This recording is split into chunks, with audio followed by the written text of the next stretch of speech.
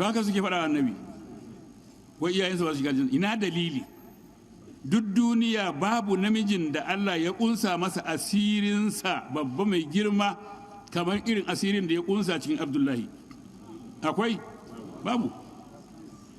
Duk matar duniya ba matar da Allah ya zaɓe ta ya kunsa mata wani abu mai daraja kamar Amina mahaifiyar manzo Allah, ko akwai?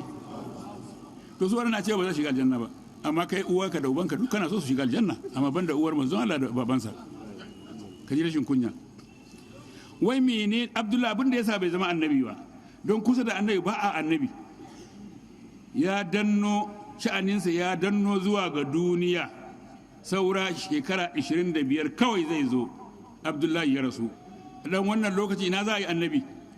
Ai ba don wannan larurar ba yadda za a yi uban annabi Isma'il ya zama annabi, uban annabi Ishaq ya zama annabi, uban annabi Yaqub ya zama annabi, uban annabi annabi Yusuf ya zama annabi, uban annabi Haya ya zama annabi, uban annabi Suleiman ya zama annabi,